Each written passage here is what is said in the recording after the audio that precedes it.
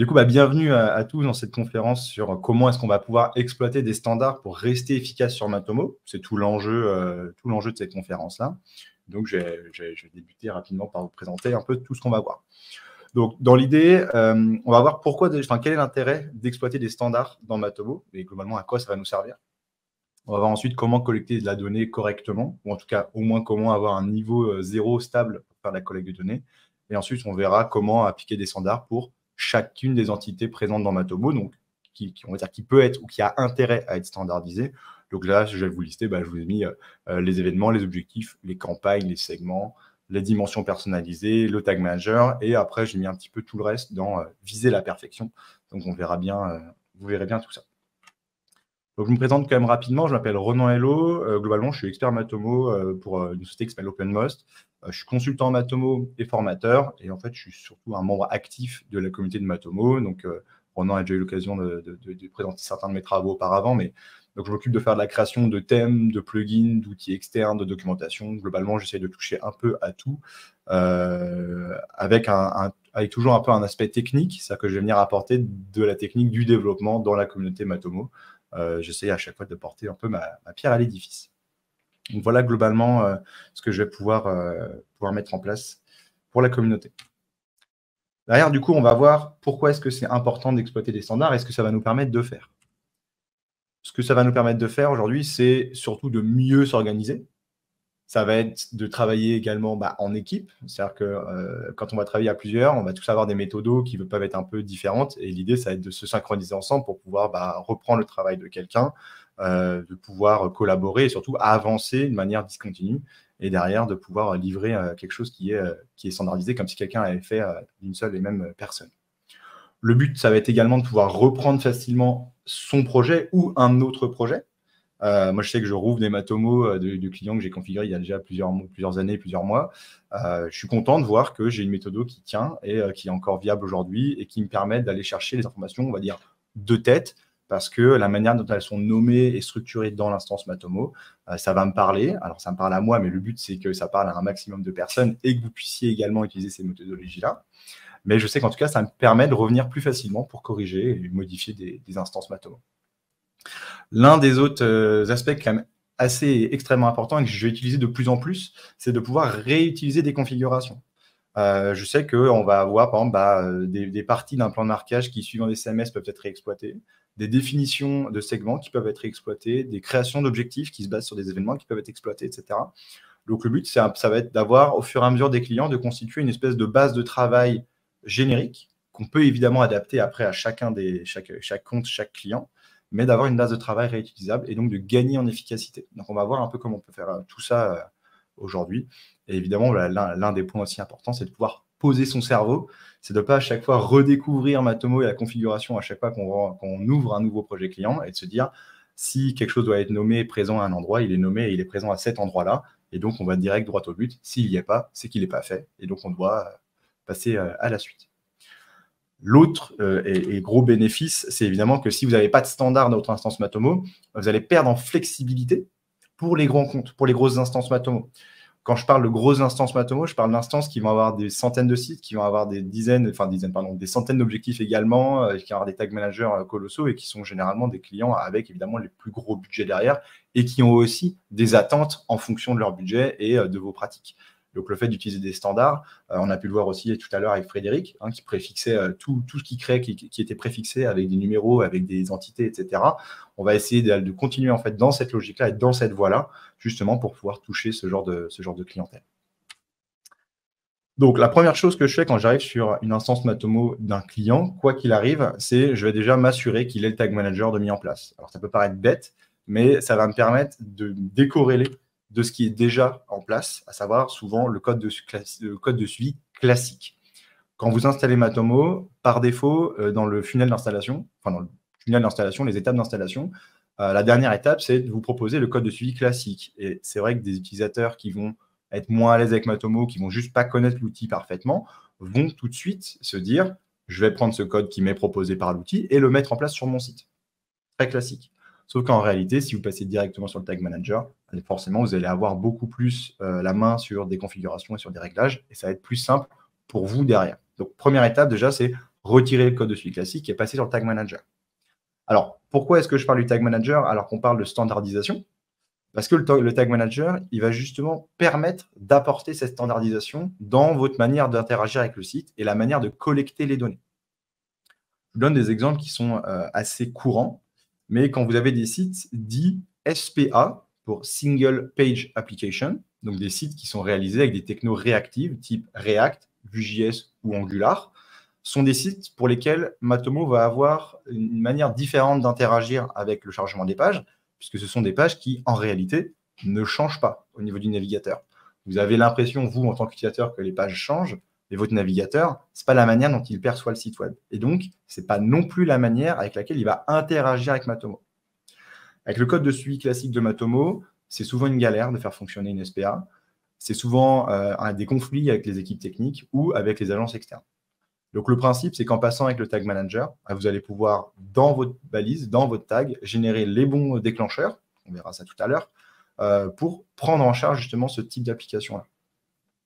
Après, vous avez un autre cas de figure. Vous allez avoir des clients qui viennent souvent de l'écosystème de Google, souvent le cas d'ailleurs pour les grands comptes qui étaient sur des systèmes Google et qui globalement vont migrer sur Matomo pour des raisons de politique interne, des raisons légales et surtout évidemment pour se mettre en conformité avec le RGPD. Et des fois, du coup, ces clients-là, ils quittent Google Analytics, mais ils conservent Google Tag Manager. Ou alors, ils vont quitter Google Analytics et Google Tag Manager pour migrer complètement sur Matomo, mais ils ne vont pas vouloir refaire l'intégralité du tagging, des événements et de l'implémentation on-site qui a été réalisée, soit en interne, soit par une agence externe. Et c'est là, du coup, qu'on va s'intéresser à l'utilisation du Tag Manager, mais en fait, toute cette configuration on-site, on va pouvoir souvent la récupérer et l'adapter pour la remonter sur Matomo sans avoir à modifier la structure du site, ou en tout cas en ayant très peu de modifications à mettre en place. Le dernier point assez important sur l'utilisation du Tag Manager, c'est qu'on peut normaliser les entrées. Alors, ça peut paraître un peu spécial, mais globalement, le Tag Manager, il va vous permettre d'avoir une zone dans laquelle vous allez pouvoir manipuler les données avant l'envoi vers la base de données de Matomo, finalement. C'est-à-dire que le Tag Manager, il va aller collecter avec le tag Matomo les données de base auprès de votre navigateur web.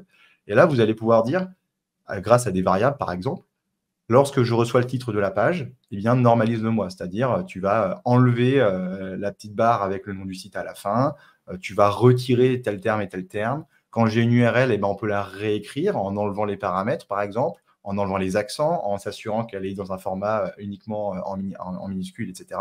Donc, on a la possibilité d'interagir avec les données avant stockage, et ça, c'est quand même plutôt un gage de qualité. L'autre point, c'est que mon Tag Manager de Matomo, en réalité, il est compatible en partie avec le Tag Manager et surtout le Data Layer de Google. Alors, pourquoi je vous parle de ça? Parce que quand on vient récupérer de la donnée et surtout quand on va interagir avec le site web, on va avoir plusieurs manières de le faire. Si vous lisez la documentation de Matomo, Matomo vous explique que le Tag Manager de Matomo est compatible par défaut avec le Data Layer, donc la zone couche de données dans laquelle on va pouvoir mettre des données de Google Tag Manager. Mais le souci principal, c'est qu'il n'est compatible qu'au moment du chargement de la page. Toutes les modifications qui sont effectuées au Data Layer après chargement de la page ne seront pas détectées par Matomo. Du coup, vous avez la possibilité, on verra tout à l'heure, mais de synchroniser les Tag Managers. Mais en réalité, on se retrouve du coup avec deux objets Data Layer. On se retrouve avec l'objet Data Layer, qui est le standard utilisé par Google, ou _MTM, qui est la définition Data Layer de Matomo. Alors, qu'est-ce que je vais utiliser pour mes clients? Globalement, si c'est un client grand compte, je vais plutôt conserver l'objet Data Layer de Google et je vais même aujourd'hui de plus en plus aller utiliser Data Layer de Google plutôt que la syntaxe _MTM. Alors, on est bien d'accord, le mot-clé Data Layer n'est pas réservé à Google. Ce n'est pas Google qui l'a imaginé. C'est juste une manière de nommer l'objet. Donc, moi, je vais utiliser également ce nommage-là pour plein de raisons. C'est qu'il y a plein d'outils qui sont compatibles avec Google Tag Manager et qui ne le seront pas avec Matomo Tag Manager. Et la seule raison de cette incompatibilité de base, c'est juste que les outils tiers vont venir derrière tout simplement pousser une information dans un objet global qui s'appelle Data Layer et pas dans un objet qui s'appelle _MTM. Donc, pour rendre compatible un maximum d'outils tiers avec votre instance Matomo, il faut exploiter l'objet standard data layer plutôt que Underscore MTM. Et donc, du coup, ce que je vous ai mis là, c'est donc Matomo détecte le data layer, oui, mais pas vraiment. Oui, mais avant le chargement de la page. Et est-ce qu'on peut changer le nom du data layer de Matomo? Pas vraiment. C'est-à-dire qu'en réalité, non, on ne peut pas. Matomo, aujourd'hui, en tout cas, je ne l'ai pas trouvé, j'ai cherché, je n'ai pas réussi à le réaliser. Mais aujourd'hui, Matomo ne peut pas exploiter un autre data layer que Underscore MTM. Donc, la solution, ici, ça va être d'utiliser les deux. Alors, ça peut être un peu bizarre et on se dit, je ne vais pas dupliquer mon travail à chaque fois, je ne vais pas pousser dans les deux data layers pour faire plaisir au standard et faire plaisir à Ronan. Bien sûr que non. L'idée, c'est tout votre marquage on-site est réalisé avec l'objet data layer de Google. Vous faites des data layer.push sur l'intégralité de votre site web. Et ensuite, vous pouvez ajouter du coup un petit script, enfin ce script-là que vous allez retrouver sur mon GitHub, que vous retrouverez également dans une balise Tag Manager pour Matomo sur l'extension Tag Manager Extended. Et en déployant cette balise de manière simple, vous allez synchroniser les deux data layers. Et donc, toutes les fonctions data layer.push qui étaient mises auparavant sur le site web vont être maintenant compatibles avec Matomo. C'est grâce à ça notamment qu'on va pouvoir rendre compatible Acceptio, qui propose du coup un outil qui de base fait des data layer.push, donc qui ne sera pas compatible avec Matomo. Et donc, avec ça, on va pouvoir les synchroniser. Et je parle d'Acceptio, mais il y a énormément d'outils qui, par défaut, ne vont prendre en charge que Google Tag Manager. Et là, vous allez pouvoir faire fonctionner les deux. Alors derrière, on va du coup, maintenant qu'on a le Tag Manager mis en place sur le site web et une couche de données qui est, on va dire, standardisée, qui prend en charge un maximum d'outils, on va voir comment on peut remonter des événements. Donc là encore, vous avez, avec l'arrivée de GA4, une documentation Google qui est standardisée. C'est-à-dire qu'ils vont vous dire, on a des événements qu'on aimerait recevoir, mais qu'on ne peut pas collecter nous-mêmes. C'est donc des événements personnalisés que vous allez devoir baliser. Alors, vous allez me dire, OK, on est dans une conférence Matomo et Ronan, il nous parle encore de Google. Alors oui, c'est parce que Matomo, aujourd'hui, ne propose pas de standard.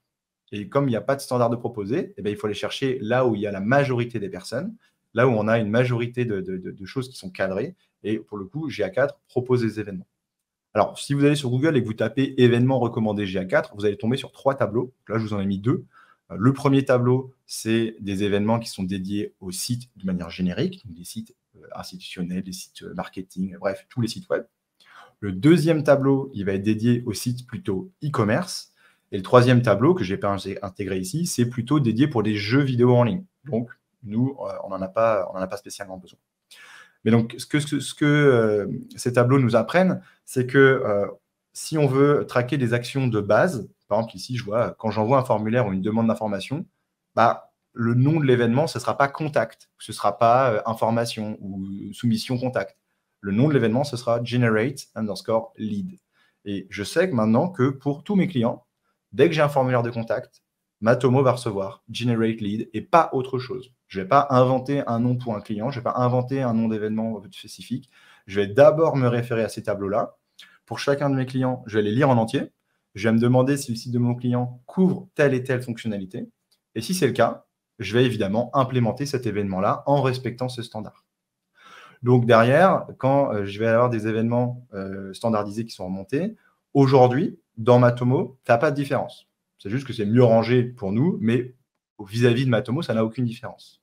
Par contre, demain, quand vous allez avoir des outils tiers qui vont se connecter à Matomo, comme il y a aujourd'hui plein d'outils tiers qui se connectent à Google, et quand on aura plein d'outils tiers qui vont se connecter à Matomo, ces outils, quand ils vont aller chercher des éléments de conversion, des événements, etc., ils vont rechercher par nom. Et ils vont devoir rechercher par nom standardisé. Et c'est ce que fait aujourd'hui Google, c'est ce que ne fait pas Matomo, mais c'est ce vers quoi Matomo devrait tendre et va probablement tendre. Et donc, du coup, ce qu'il faut, c'est préparer vos jeux de données aujourd'hui pour la suite. Donc, pour tous les événements qui ne sont pas dans ces listes de standardisation, vous allez juste continuer à respecter un peu cette nomenclature-là, à savoir avoir des noms en anglais si possible, si vous êtes à l'aise avec l'anglais, d'écrire en minuscules, avec des mots séparés par des underscores, des préfixes par action. Vous voyez ici, là, ce que j'ai, c'est du add payment info, add shipping info, etc. Donc, on a l'action dans un premier temps. Et après, on a le nom de l'entité. Et il faut surtout avoir des noms d'événements, si possible, qui sont le plus concis possible, pour avoir justement quelque chose qui est facile à manipuler par la suite. Alors derrière, est-ce qu'il faut jurer que par les événements? C'est-à-dire qu'aujourd'hui, si on voit la migration qu'a fait GA vers GA4, ils ont décidé d'abandonner toutes les entités au profit des événements. C'est-à-dire qu'aujourd'hui, on n'a que les événements dans GA4 et on vient manipuler ces événements. Alors, est-ce qu'il faut avoir la même approche dans Matomo? Bah oui et non. Oui, parce que pour beaucoup de configurations, on va voir, travailler avec des événements, c'est vraiment l'avenir et c'est vraiment ce qui va vous permettre d'avoir un Matomo qui est flexible dans le temps. Donc ça, c'est hyper important et on le verra tout à l'heure dans les slides qui arrivent. Donc pour les objectifs, les segments, les rapports et les alertes, extrêmement important. Et derrière, c'est oui aussi du coup pour la flexibilité et la compatibilité inter-outils. Donc c'est ce que je vous expliquais avec les outils tiers. Plus vous avez d'événements, plus vous avez de matière pour travailler, plus les outils tiers vont pouvoir exploiter cette matière et vous faire des rapports externes, comprendre l'environnement de votre site web et vous apporter de la valeur. Et non, parce qu'aujourd'hui, Matomo n'a pas mis les événements au centre au centre du moteur de Matomo. C'est-à-dire que les événements, aujourd'hui, c'est une fonctionnalité parmi plein d'autres. Alors, c'est plutôt bien pris en charge, mais aujourd'hui, dans la structure des événements Matomo, on va avoir une catégorie, une action et un nom et une valeur, avec une valeur qui est strictement numérique. Les catégories et les actions, je les remplis, mais je vais être moins strict que sur le nom de mon événement. Mon nom d'événement, c'est là où je vais vraiment être le plus strict. Et sur ma valeur d'événement, 99% de mes événements n'en ont pas. Donc, la fonctionnalité événement, elle n'est pas au cœur de Matomo, mais on peut, nous, faire en sorte de s'en servir beaucoup plus que ce que Matomo prévoit, et en espérant à l'avenir une petite mise à jour à ce niveau-là. Alors maintenant qu'on a parlé justement de tous les événements, et enfin de tous les événements, on va dire de comment est-ce qu'on peut exploiter des standards autour des événements et avoir quelque chose de carré, on va voir comment on peut exploiter maintenant ces événements. Et moi, j'aime bien traduire un peu événements par un peu la matière première du tracking. C'est-à-dire que les événements, c'est vos unités d'information que vous allez collecter, que vous allez mettre dans des bacs, et derrière, vous allez pouvoir réexploiter ces informations-là pour configurer, vous allez voir des objectifs, des segments, etc. Donc là, on va parler un petit peu des objectifs. Et on a des soucis, en fait, sur long terme, on va dire, avec les objectifs. C'est-à-dire que la fonction objectif de Matomo, elle marche très bien.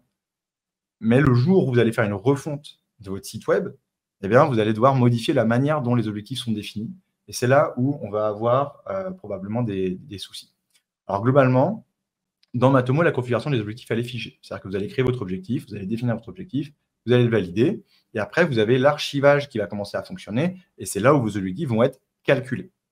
Si vous modifiez la configuration de votre objectif, ça va modifier la manière dont l'archivage va s'effectuer, et donc vous allez avoir un objectif qui ne ressemblera plus à rien et qui ne suivra plus surtout les modifications que vous effectuez.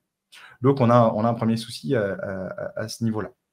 Ensuite, si vous configurez un objectif qui se base par rapport, par exemple, à une URL, le jour où vous changez cette URL, l'objectif il est cassé. Mais par contre, l'URL que vous avez modifiée, le contenu est le même. Et l'interaction utilisateur est la même. Et donc, du coup, il faut pouvoir rattacher la suite à cet objectif-là. Donc, la seule possibilité que vous avez, c'est d'aller modifier l'objectif et donc de perdre en rétroactivité et faire une perte de données. Donc, ça ne fonctionne pas. On ne peut pas invalider chaque rapport à chaque fois. Ce serait trop gourmand, surtout pour les grosses instances. Et on ne peut pas recommencer à zéro à chaque changement. Ce serait vraiment infernal. On n'aurait pas de continuité dans la donnée.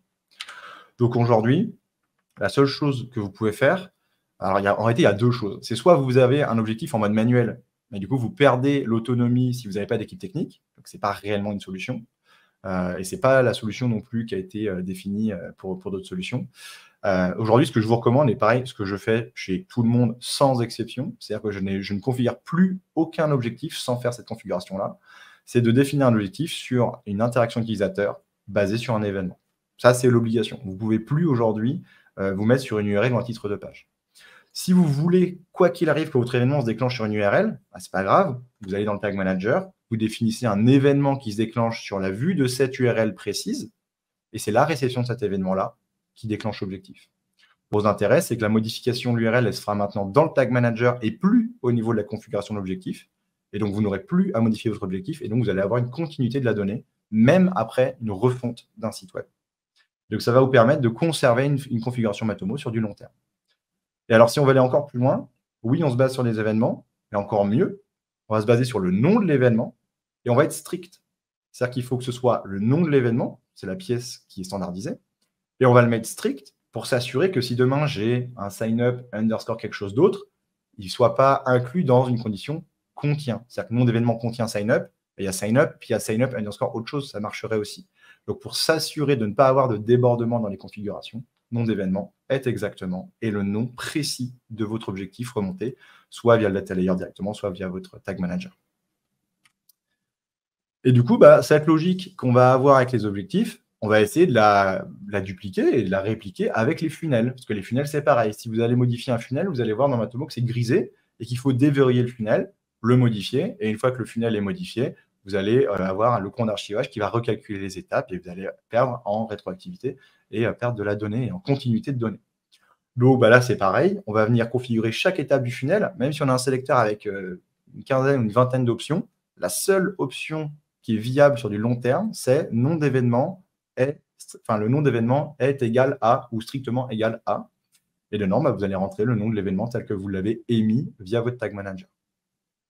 Donc, c'est super important de configurer ça comme ça. Et je vous parle bien de est strictement égal à plutôt que contient. C'est encore plus important dans les funnels parce que si vous avez des étapes de formulaire, vous avez par exemple, je sais pas moi, sign up step 1, sign up step 2 et sign up step 3. Sign up step est commun à tous on va dire sign up est commun à toutes les étapes du formulaire. Et si vous avez à un moment donné dans votre formulaire une étape qui est configurée sur nom de l'événement contient sign up, votre funnel, il va boucler à cet endroit-là et vous n'allez jamais pouvoir arriver au bout de votre funnel à cause de cette erreur-là. Donc, toujours nom d'événement strictement égal à ou nom d'événement est égal à et la valeur de l'objectif. Alors, pourquoi je vous ai mis en bas création de funnel de vente GA4, parcours d'achat, parcours de paiement? C'est parce qu'aujourd'hui, dans l'intégration e-commerce de Matomo, vous avez 4 actions qui sont acceptées. Vous avez la vue d'une page produit, la vue d'une page catégorie, l'ajout-retrait d'un élément au panier et la commande. Mais en réalité, si on reprend les tunnels, enfin les tableaux de standardisation d'événements GA4 pour du e-commerce, on a beaucoup plus d'actions. Et donc, c'est possible de baliser vous-même ces actions-là avec un tag manager, de remonter les événements et derrière, d'aller créer les funnels correspondant à l'équivalent GA4 de ce qu'ils appellent le parcours d'achat et le parcours de paiement, qui à chaque fois reprennent 5 et 4 événements e-commerce qui sont différents. Donc, ça vous permet de rapprocher ça, et surtout pour des clients qui vont migrer de GA vers Matomo, de leur redonner les clés qu'ils avaient avant avec à peu près la même nomenclature, les mêmes nommages, et surtout de se retrouver dans leur écosystème data. Donc, maintenant qu'on a parlé des événements et de comment est-ce qu'on configure des objectifs à partir de ces événements-là, on va quitter un petit peu la logique événement et se baser sur comment est-ce qu'on peut standardiser nos campagnes pour s'y retrouver et surtout pouvoir faire des bilans à partir de nos campagnes. Donc, déjà, on a encore cette question, MTM versus UTM.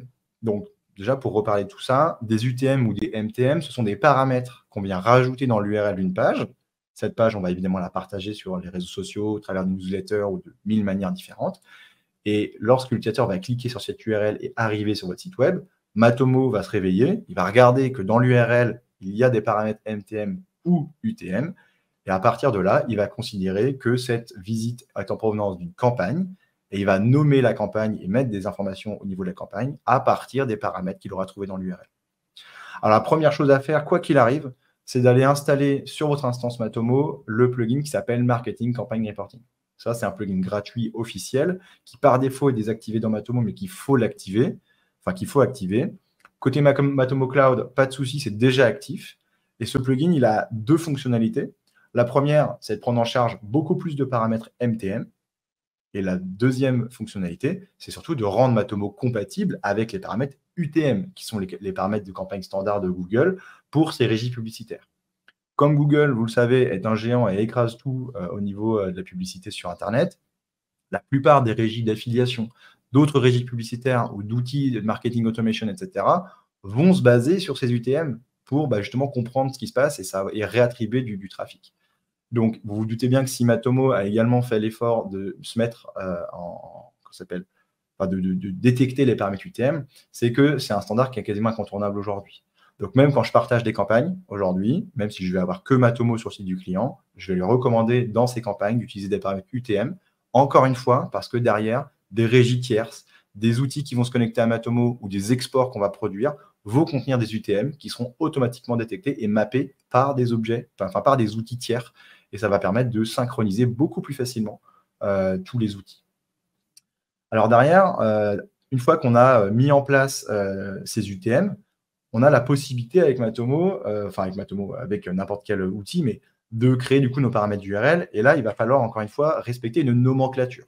Alors, il y a plein de paramètres UTM possibles. Il y en a 3 qui sont vraiment recommandés et qu'il faut essayer de mettre pour chaque campagne. Ça va être UTM Source, UTM Medium et UTM Campaign. Et globalement, dans UTM Source, L'idée, c'est d'avoir toujours les mêmes entrées. Donc pour ça, pour certains clients, on va avoir un fichier Excel avec une liste de sources possibles. Par source, une liste de médiums possibles. Et ensuite, un outil qui va nous servir à valider des noms de campagne. Donc en gros, si vous avez Facebook, ce sera toujours Facebook avec un grand F.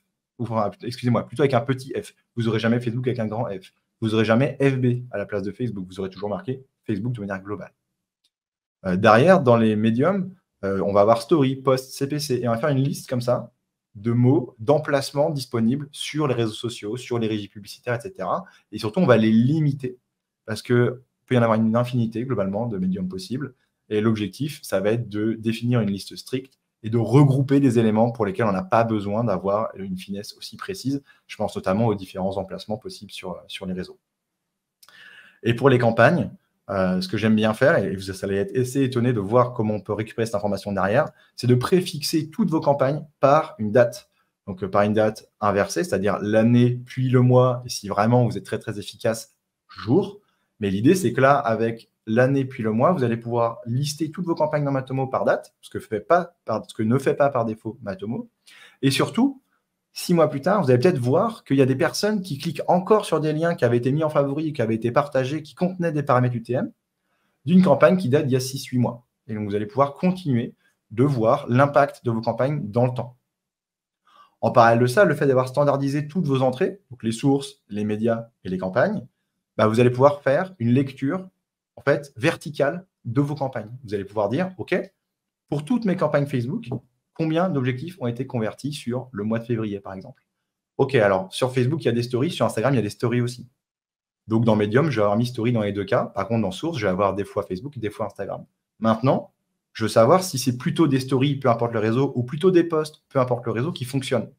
Je vais pouvoir prendre ma verticale UTM Medium Story et je vais pouvoir vérifier tous les emplacements story de tous les réseaux sociaux pour savoir quels sont les emplacements qui fonctionnent le mieux. Et grâce à ça, je vais pouvoir croiser par réseau, par emplacement et par date pour savoir quelles sont mes meilleures campagnes et maximiser derrière mes engagements et maximiser surtout la configuration des campagnes sur mes différentes régies publicitaires. Donc voilà, c'était quand même assez important sur les campagnes. Globalement, vous voyez bien comment fonctionnent les campagnes, mais l'idée, c'est de rajouter encore une fois une couche de standardisation pour que peu importe le client que vous allez utiliser, vous allez retrouver les mêmes logiques, de conseiller vos clients sur comment est-ce que vous allez pouvoir exploiter ces campagnes-là et comment vous allez pouvoir surtout avoir des bénéfices en vous forçant un petit peu au début à rajouter de la structure dans ce que vous faites, mais ça vaut généralement toujours le coup. Alors, on passe des campagnes maintenant aux segments, ce que vous allez retrouver dans les segments. Donc, Frédéric, avec qui je travaille régulièrement et qui est passé tout à l'heure pour sa conférence, a parlé déjà un petit peu des standards de segments et ça tombe bien parce que je vais aussi en parler et je vais reprendre un petit peu ce qu'il a dit.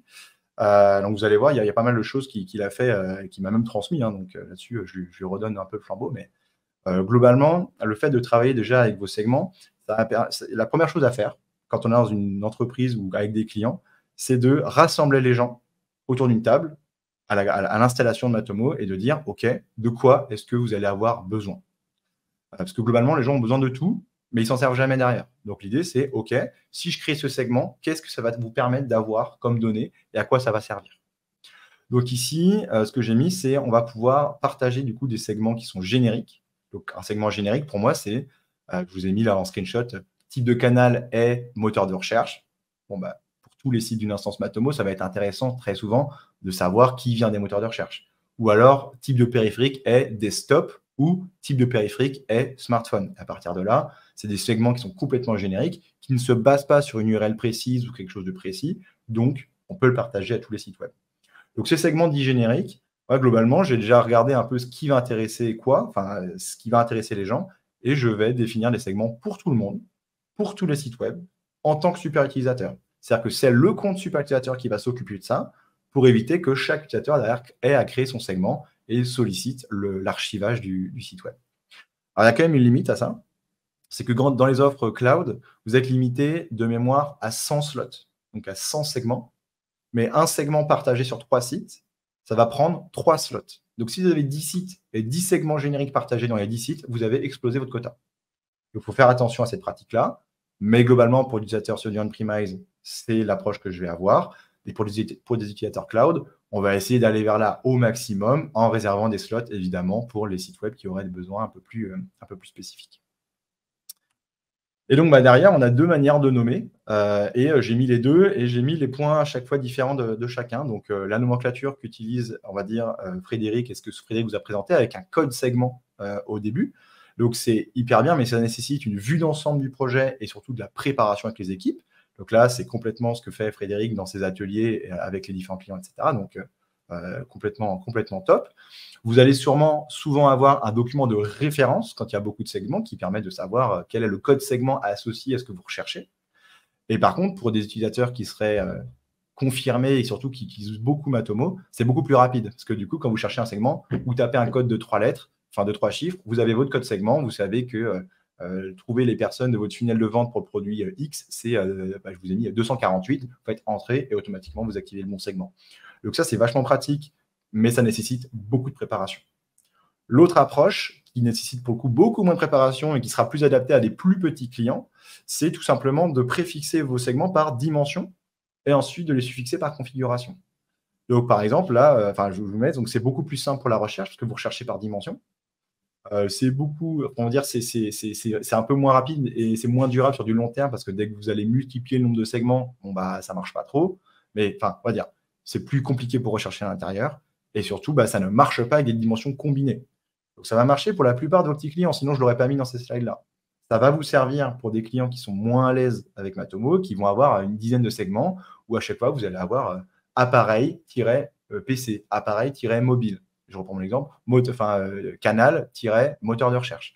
Vous avez des segments qui sont très simples et très parlants pour l'utilisateur, mais ça ne permet pas d'aller chercher les grosses instances. C'est pour ça que je vous ai mis les deux types de nommage au niveau des segments. Globalement, une fois qu'on a ces segments-là, globalement, on va pouvoir commencer maintenant à parler des dimensions personnalisées. Et là, encore une fois, c'est une méthodologie qu'on a pu voir un petit peu avec Frédéric sur des cas de clients avec des très, très grosses instances, des tops instances de Matomo, et pour lesquels on a beaucoup d'actions, de dimensions de visite et de dimensions d'action. Donc là, pour vous montrer un peu l'approche qu'on peut avoir sur ce genre de clients-là.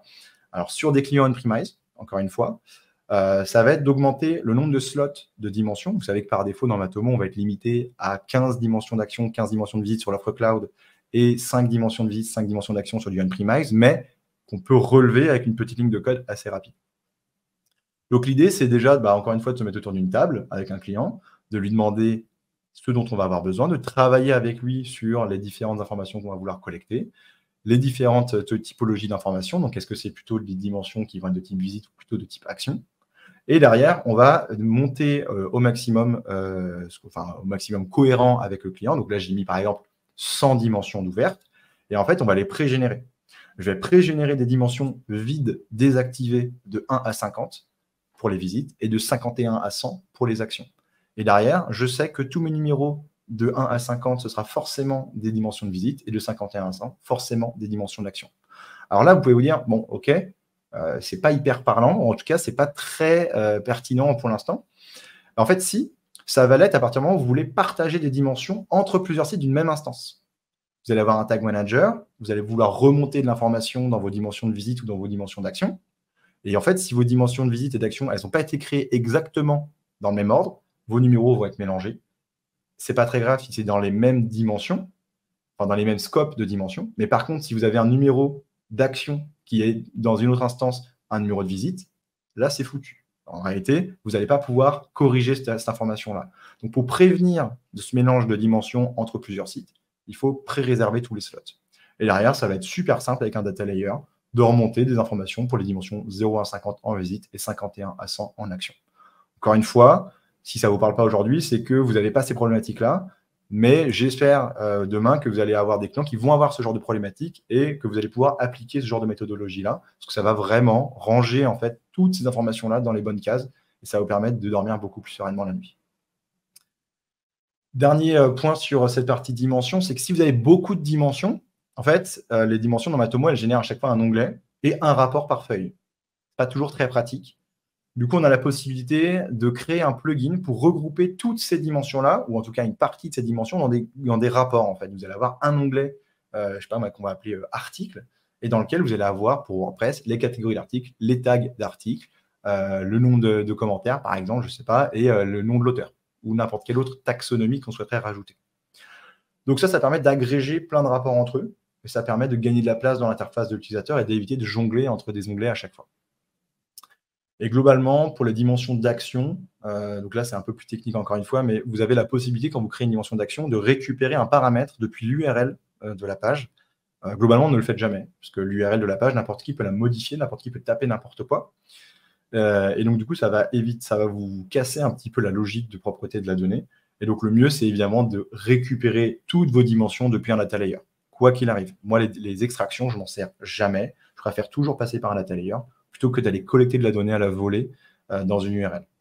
Alors oui, c'est vrai, le data layer, l'utilisateur peut également interagir avec. N'importe qui peut ouvrir un navigateur, faire un data layer.push et pousser n'importe quoi.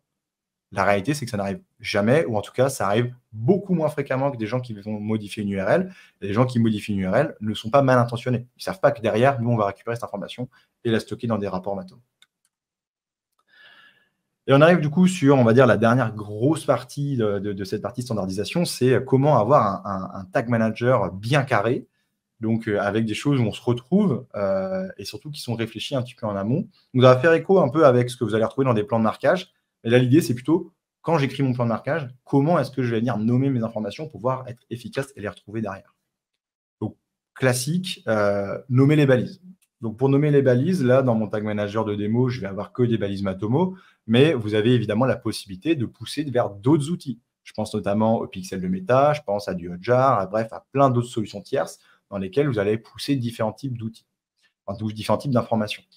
Donc là, ici, ce que je propose comme nom, alors c'est encore une fois, ça ne vient pas de moi, hein, cette partie standard. Le principe d'un standard, c'est qu'il est partagé par un maximum de personnes. C'est d'avoir la destination. Donc, on envoie la donnée dans quel serveur, en quelque sorte, dans quel outil. Donc là, dans Matomo, mais ça pourrait être chez Meta, ça pourrait être chez Pinterest, ça pourrait être chez LinkedIn. Ensuite, le format, donc, OK, on l'envoie dans Matomo, mais on envoie quoi? On envoie une page vue, on envoie un événement, on envoie un objectif. Donc là, tout simplement, je dis, j'envoie des événements. Et vous voyez, en dessous, c'est des plugins différents. Donc là, je vais envoyer les informations liées au plugin Profil Gravatar. Et là, je vais envoyer les informations liées à la météo pour Matomo. Et en troisième position, donc là, vous voyez, j'ai des troisième positions ici, je vais mettre le nom. Alors, si c'est un événement, je vais mettre le nom de mon événement. Si c'est un objectif, je vais mettre le nom de mon objectif. Si c'est autre chose, je vais adapter à chaque fois l'information. Pourquoi est-ce que je mets le nom de mon objectif ici directement et pas un nom, on va dire, formaté un peu joli et facile à lire? Parce que quand vous avez un problème dans votre Matomo, vous allez dire « Ah, mon événement Generate Lead, il ne remonte plus ». Et Generate Lead, si ici, j'avais Matomo event-contact, parce que c'est le formulaire de contact qui émet un événement de Generate Lead, vous allez être perdu. Il va falloir ouvrir les balises jusqu'à trouver Generate Lead. Alors que quand vous avez un problème dans votre configuration Matomo, vous allez tout simplement reprendre le nom de l'événement et il est facilement lisible ici.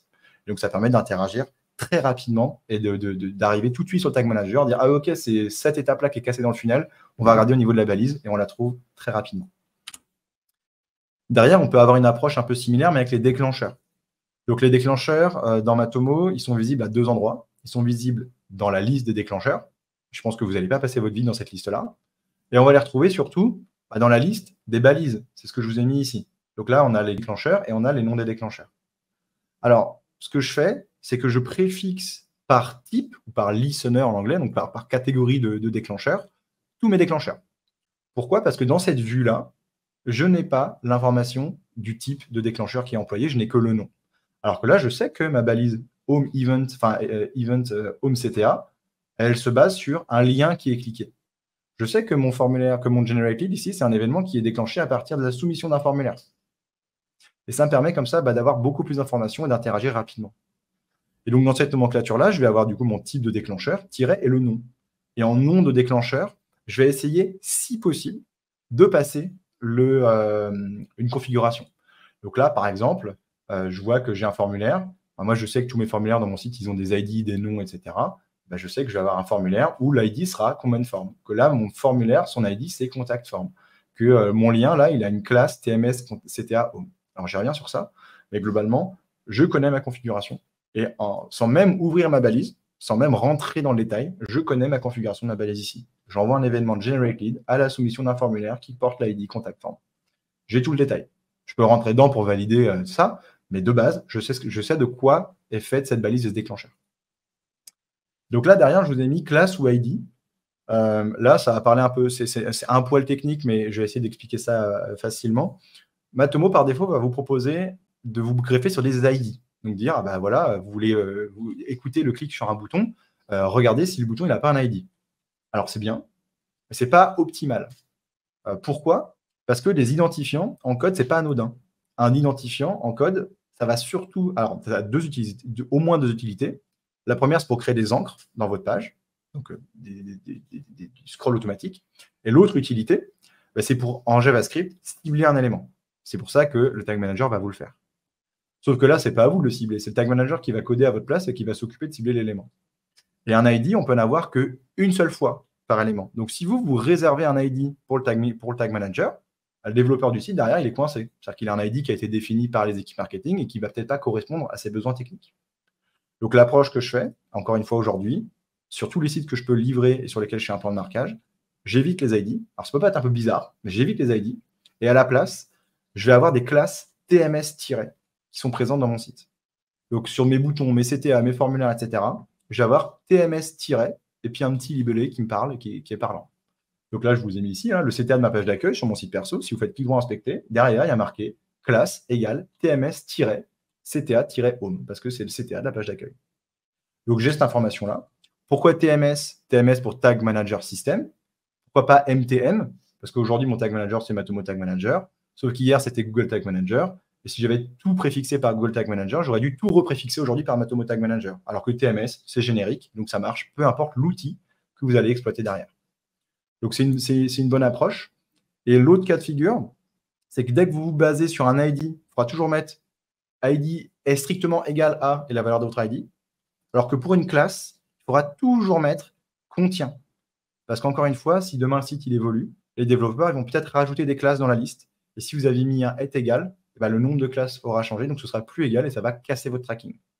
Donc, on essaye toujours de cibler un élément par sa classe, contient, TMS- quelque chose. Si vous faites ça sur toutes vos balises, vous êtes sûr que votre site il peut durer encore 5 ans, qu'il va suivre les refontes. Et surtout, quand un développeur va venir modifier votre site web, il va remarquer qu'il y a des classes TMS- et il va se dire que, évidemment, ces classes TMS- elles ne servent pas au design du site, mais elles servent à agripper des déclencheurs sur votre structure de site web. On continue avec les variables. On arrive bientôt à la fin. Donc, pour les variables, forcément, on va avoir des noms de variables qui proviennent, moi, surtout du data layer. C'est comme ça que je vais essayer de travailler au maximum. Et donc, d'avoir à chaque fois le nom de mon entité et son attribut. Donc là, c'est un épisode et il a un attribut nom de série, series name. J'ai une recherche, elle a des détails. J'ai un utilisateur, je vais avoir le H de son email ou son ID ou son état de connexion ou son abonnement. Donc, j'ai toujours entité, attribut.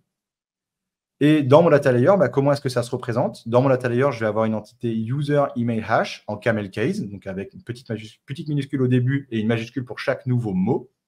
Et dans mon tag manager, pour le coup, je vais avoir une structure propre avec user espace email espace hash. Ça, c'est des noms de variables qui vont être automatiquement, qui vont respecter le standard pour le coup de Matomo Tag Manager. Où on voit qu'à chaque fois, on a page espace URL, ce genre de choses qui sont déjà prédéfinies. Donc là, pour le coup, on re-rentre dans le standard de Matomo. Et donc, la dernière chose à voir sur le Tag Manager, c'est tout ce qui est lié aux versions. Donc là, maintenant, vous avez nettoyé votre Tag Manager, vous avez des super balises, des super déclencheurs, des super variables. Il faut tout mettre en ligne. Et là, deux choix. Soit on fait ce qu'on appelle du SEMVer pour Semantic Versioning, à savoir, on est là, c'est ce que Matomo propose de base, donc 0.1.0 quand vous lancez le Tag Manager, puis vous incrémentez tranquillement. Le problème du SEMVer, c'est qu'on ne sait jamais quand passer. C'est-à-dire que là, on est à la 1.14.9. Est-ce que je passe à la 1.14.10 ou à la 1.15.0? Est-ce que mon changement il est suffisamment important pour passer un numéro de version ou deux? Donc, ça, c'est un peu complexe à exploiter. Et à partir de quand est-ce qu'on considère qu'on est à la V2 de notre conteneur? Donc ça, c'est des problématiques qui ne sont pas propres à Matomo, qui sont propres à n'importe quelle gestion de projet qui utilise ce genre de technique. Donc le SEMVer, c'est bien quand on définit beaucoup de règles en amont. Quand vous êtes un peu moins réglo là-dessus, moi, ce que je vous propose, c'est d'avoir ce qu'on appelle des utilisations de mots-clés d'actions CRUD. CRUD, c'est les actions Create, Read, Update et Delete. C'est les actions lecture, modification, suppression, mise à jour. Et du coup, moi, ce que je fais, c'est ce que j'essaye d'avoir sur la plupart de mes sites de clients, c'est des mots-clés préfixes de mes noms de version. Quand j'initialise mon tag manager, c'est setup. Quand je rajoute une balise, c'est add. Quand je la modifie, c'est update. Quand je la supprime, c'est remove. J'ai deux, d'ailleurs, j'ai remove ou delete. Excusez-moi. Il n'y a pas de delete, c'est remove. Et ensuite, quand je vais venir derrière mettre à jour beaucoup de choses d'un seul coup, parce qu'on ne fait pas des actions une par une dans le tag manager, généralement on en fait plein. Ça, c'est un refactor. Un refactor, c'est quand je vais venir modifier plein d'informations d'un seul coup. Donc ça marche dans la plupart des cas. Vous pouvez inventer vos propres mots-clés, mais généralement, ces mots-clés-là, c'est ce qu'on va retrouver dans la gestion de projet sur GitHub, dans des syntaxes comme ça qui sont plutôt du milieu du développement, mais qui en fait font leur preuve dans justement le fait de pouvoir générer plein de versions à la volée. Et pour terminer, du coup, juste globalement mes dernières petites slides. Donc, pour aller plus loin, il y a encore des petites entités, mais pour lesquelles on n'a pas spécialement parlé. C'est tout ce qui va être détection automatique de formulaire. Donc là, moi, sur mon site web, je me suis embêté à chaque fois à essayer de faire un formulaire parfait. En fait, Matomo, par défaut, il va scanner votre site web et il va détecter les 10 premiers formulaires rencontrés par vos utilisateurs et il va les auto-générer dans Matomo. Sauf que pour qu'il les crée correctement, il faut faire un espèce de formulaire parfait. Alors, un formulaire parfait pour Matomo, c'est quoi ? C'est un formulaire qui est organisé au niveau du code. Ça veut dire que c'est une balise forme qui est complète. Donc, elle a un ID et ou un attribut name. Elle a une méthode et une action. Et derrière, il y a des champs. Et chaque champ a un label et un type et un attribut name. Donc, à partir de là, si vous avez ça sur tous vos champs, automatiquement, Matomo il est capable de détecter votre formulaire, de détecter les champs qu'il y a à l'intérieur. Et le module Forms Analytics de Matomo, il va correctement se mapper et ranger les choses dans l'ordre. Et globalement, vous n'aurez rien à faire. Donc, si vous avez des formulaires qui sont à chaque fois pas très propres dans votre Matomo, là, l'intérêt, ça va être de cleaner vos formulaires, d'avoir des formulaires qui sont standardisés HTML5 et qui, derrière, vont être auto-détectés par Matomo. Et je terminerai, du coup, par quelque chose qui peut être intéressant à mettre en place chez des grands comptes qui vont avoir beaucoup de comptes utilisateurs, c'est de mettre en place des comptes de service. Alors, l'avantage, c'est que vous allez pouvoir tout gérer depuis un seul compte pour des configurations spécifiques. L'inconvénient, c'est que du coup, tout le monde a ce compte-là. Pour la configuration uniquement, j'entends. La consultation des rapports se fait avec un compte personnel. Mais globalement, pour tout ce qui va être génération du token d'API, il ne faut pas que le token d'API soit rattaché à une personne. Il faut qu'il soit rattaché à un compte de service qui est en lecture seule. Comme ça, pas de problème. Si le token fuit, les gens ne pourront pas interagir avec votre compte et casser des choses dans Matomo ou accéder à des données qu'ils ne devraient pas accéder. L'autre point, c'est pour créer justement des alertes et des rapports automatisés. Vous savez que ces alertes et ces rapports, elles sont rattachées au niveau de votre profil dans Matomo. Et vous ne pouvez pas les partager en équipe. Donc, pour pallier à ce problème-là, on crée un compte de service. Et ce compte de service va être en charge de supporter toutes les alertes et tous les rapports automatisés. Et à chaque fois qu'on va vouloir modifier un rapport ou supprimer, ça va se passer dans ce compte de service-là. Et on va plus se dire, ah oui, alors c'est vrai, qui c'est qui avait créé cette annonce-là à l'époque, etc. Non, tout est au même endroit dans un compte de service. Et pour la sécurité encore plus, moi, ce que je fais, c'est que je crée des comptes de service qui n'ont pas d'adresse mail. Alors, ça peut paraître un peu bizarre, mais c'est-à-dire que les gens ne pourront pas faire mot de passe oublié, les gens ne pourront pas manipuler le compte, ils ne pourront rien faire, en fait. Une fois qu'il est créé, il est configuré. Et cette adresse mail-là, vous pouvez globalement la cacher. C'est une adresse mail, par exemple, je vous donne un exemple random, et vous pouvez l'appeler compte.service nom de la boîte. Même si derrière, il n'y a pas vraiment d'adresse mail, Matomo ne va pas vérifier l'adresse mail. Donc, vous allez vous inscrire. Derrière, vous pouvez passer l'utilisateur en validé, soit au niveau de la base de données, soit avec une petite manip qui est assez basique à faire. Et automatiquement, vous avez un compte de service actif qui n'est pas relié à une adresse mail et qui permet derrière de gérer toutes ces entités-là.